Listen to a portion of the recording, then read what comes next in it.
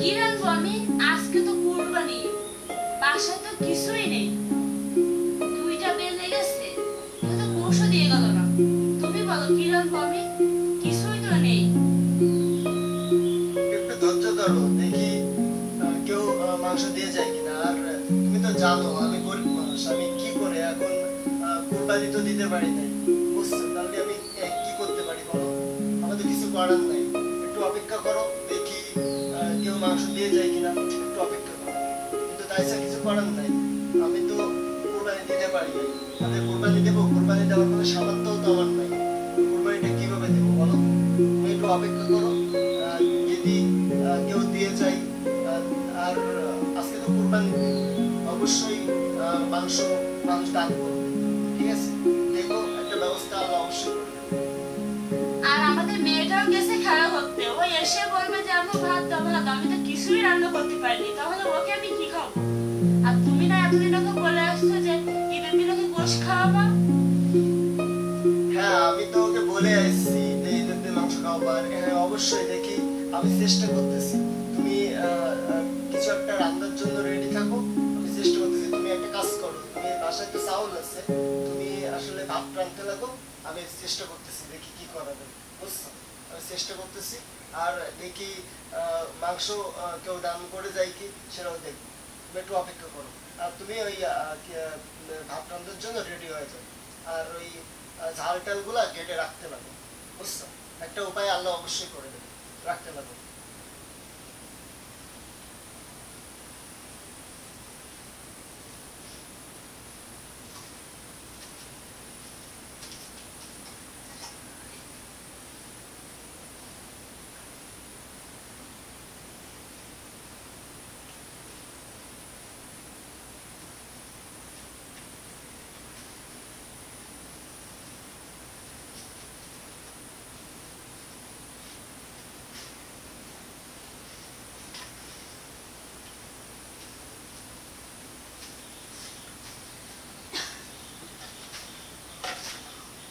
গরিব হইলে অনেক জ্বালা। এই একটা মাস ধরে আমার বাচ্চাটা অত অনেক দিন ধরে বলছে সে মাংস খাবে মাংস খাবে। তারে আমি আশ্বাস দিয়ে দিয়ে আসছি ঈদের দিন তোমার মাংস খাওয়াবো, সেটাও পারতেছি না। এখনো 2টার বেশি বাজে, এখনো কেউ আসলো না। তুমি ওইগুলা রেডি হয়ে কুটাকুটি করতে লাগো, বুঝছো? তুমি এটা কুটাকুটি করে রাখো। আর ভাতটা রাঁধতে লাগো, দেখি আমি কিছু করতে পারি কিনা।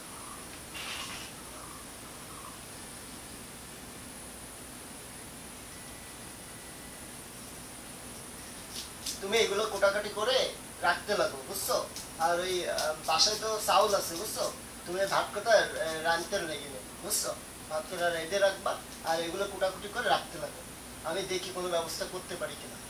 আমি দেখি যে বাইরের দিকে যাই, যে কোনো ব্যবস্থা করতে করা যায় কিনা, বুঝছো? এখন তো প্রায় 3টা বেজে গেছে, কেউ আমাদের মাংস দিয়ে যায় না। তুমি কুটাকুটি করতে লাগো। আর আমি দেখতেছি বাইরে থেকে কোনো ব্যবস্থা করতে পারি কিনা। এই একটা কাজ করো, আমাদের বাজারে ব্যাগটা আছে না, ব্যাগটা দাও তো।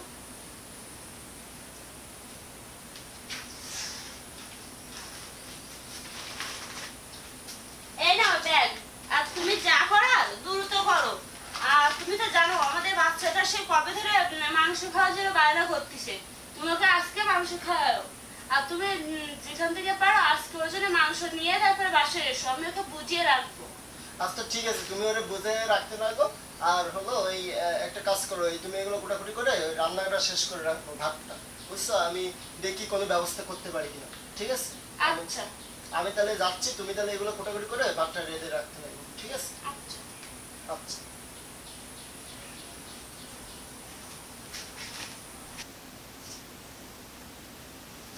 মেঘলার আপু তো বাইরে গেল, বললো দেখি আমি গোসের ব্যবস্থা করতে পারি কিনা। আর আমাকে তো বলে গেল ভাতগুলো রান্না করো, পেঁয়াজ রসুনগুলো ফুটে রাখো।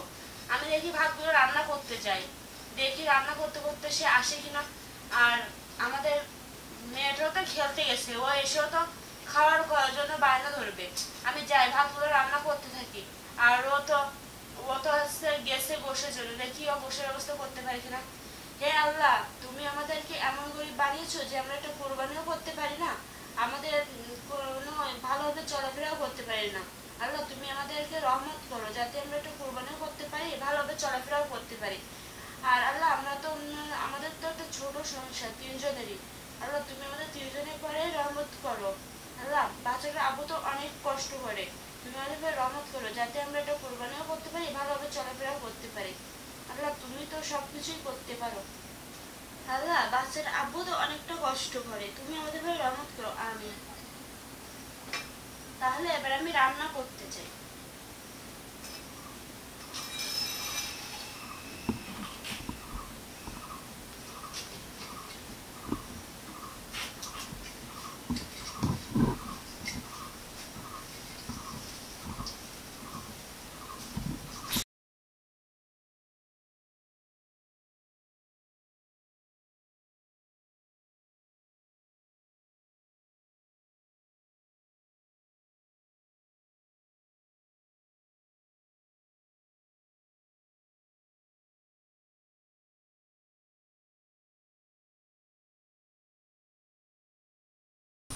আমার তো ভাত রান্না প্রায় শেষ, এখনো তো আসে না আমার আব্বু।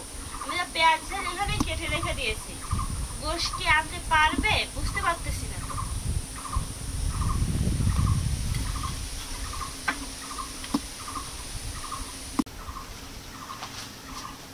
এই বন্যা, বন্যা কি করতেছো তুমি? আমি তো ভাত রান্না করতেছি, আর তোমার হাতে খালি ব্যাগ, মাংস বাড়ছো না? আর বলো না, দুঃখের কথা আর কি বলবো। আমি কমে কত 10টা বাড়ি গেছি বুঝছো মাংসের জন্য, কিন্তু যাদের ওখানে গেছি কেউ কেউ আমাকে বলছে যে আপনি এখন আইছেন, এখন আসলে কি মাংস পাওয়া যায়? যা ছিল তা আপনার ভাবি অন্য অন্য মাসে দিয়ে দিছে, আমাদের তো দেওয়া শেষ, আপনি যান অন্য জায়গায় যান। ঠিক আছে, এটা বলার পর আমি আরো আরো কয়েকবারই গেছি। আরেকটা বাড়ি যাওয়ার পরে সেখান থেকে কি বলছে জানো, যে আমাদের যা দেওয়ার ছিল তাদের দেওয়া হয়ে গেছে, ফকিন্নির বাচ্চা তোরা কুরবানি দিতে পারিস না, দিয়ে খাইতে পারিস না, এই কথাও বলছে।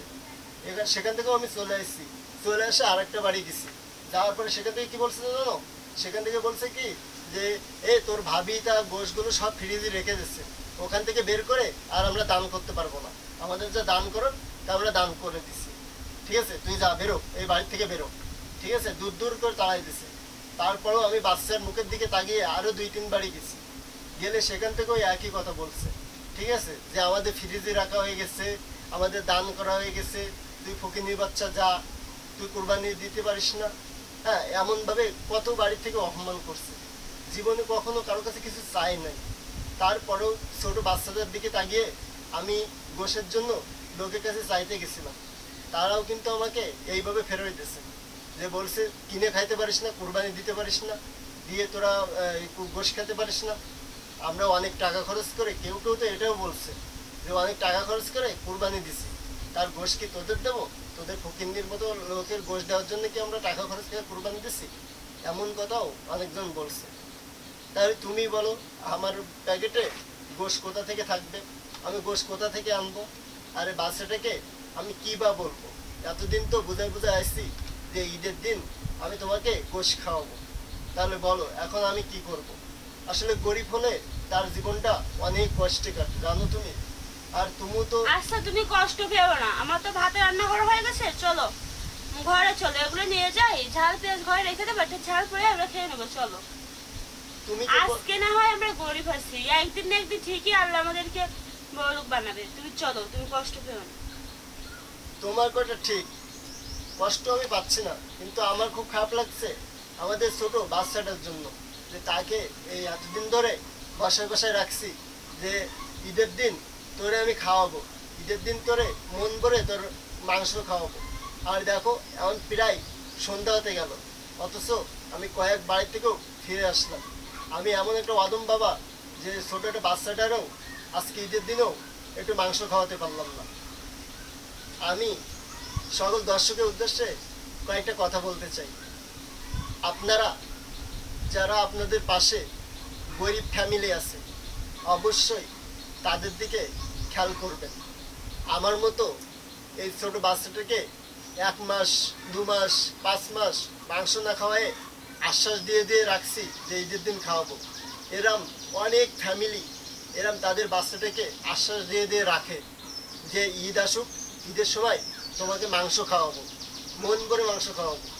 আপনারা যারা গরিব মানুষের দিকে নজর দেন না, আপনারা যারা বড় লোক আছেন, কুরবানি দিচ্ছেন, অথচ এই যে আপনাদের পাশে যেসব গরিব ফ্যামিলি আছে তাদের দিয়ে তাকাচ্ছেন না, তাদের দেখছেন না, আপনাদের মতো আপনারা কুরবানি দিয়ে সেই গোশগুলো কিছু কিছু দান করে আর সব ফ্রিজে রেখে অনেকদিন ধরে খাচ্ছেন। অথচ আপনার পাশে কত পরিবার যে দেখেন খাইতে পারছে না, হ্যাঁ, তারা এক ফোঁটা মাংসও পায় নাই, হ্যাঁ, আর কিছু যা পাইছে একবারও তা খাইতে পারছে না। আপনারা অবশ্যই এই কুরবানি গোশটা দানের বিষয়, এটা হলো আল্লাহকে রাজি খুশি করার জন্য কুরবানি দিতে হয়। আপনারা যারা কুরবানি করবেন অবশ্যই আল্লাহকে রাজি খুশি করার জন্য কুরবানি করবেন এবং মনের নিয়তটাকে সবসময় ভালো রাখবেন যে আমি আল্লাহকে রাজি করার জন্য কুরবানি দিচ্ছি। আর আপনাদের পাশে যারা গরিব ফ্যামিলি আছে অবশ্যই যারা আপনারা কুরবানি দিবেন তাদের পাশে, তাদের বাড়ির পাশে যারা গরিব ফ্যামিলি আছে সবারকে অবশ্যই খোঁজ নেবেন, তাদের এক টুকরা মাংস হলেও মাংস দিয়ে অবশ্যই সহযোগিতা করবেন।